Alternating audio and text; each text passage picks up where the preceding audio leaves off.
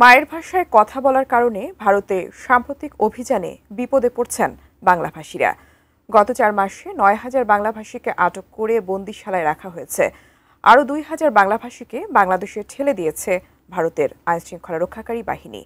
এমন পরিস্থিতিতে প্রশ্ন উঠছে, বাংলাভাষীদের বাংলাদেশে ঠেলে দিলেও শেখ হাসিনাকে কেন ফেরত পাঠাচ্ছে না ভারত?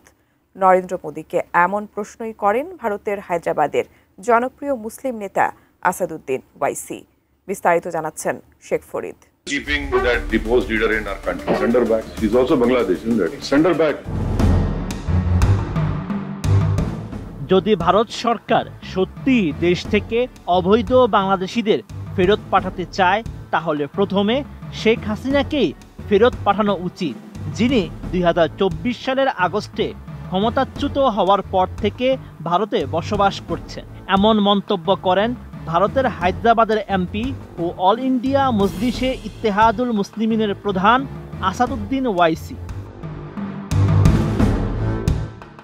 21 আগস্ট দ্য ইন্ডিয়ান এক্সপ্রেসের আইডিয়া এক্সচেঞ্জ অনুষ্ঠানে অংশ নিয়ে অবৈধ বাংলাদেশিদের ফেরত পাঠানোর বিষয়ে আলোচনা করতে গিয়ে ওই মন্তব্য করেছেন Asaduddin.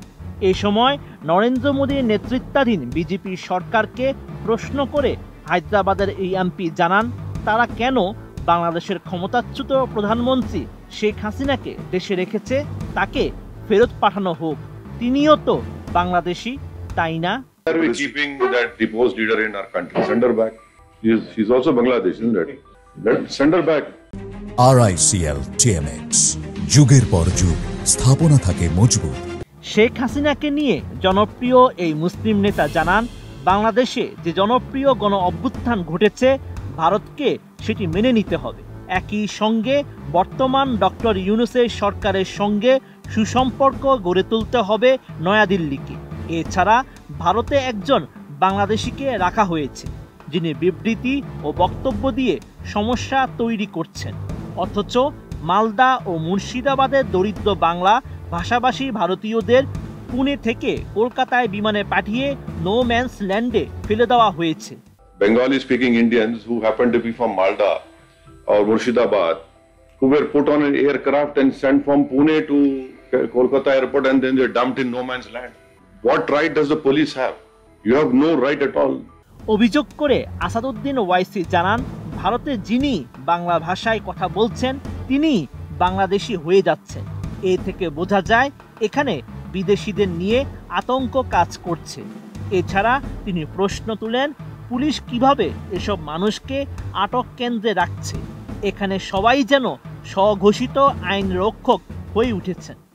What right? How do you create a detention center over here? You have no right at all. So everyone has become a vigilante over here. Anyone who speaks Bangladeshi or Bengali language, he becomes Bangladeshi.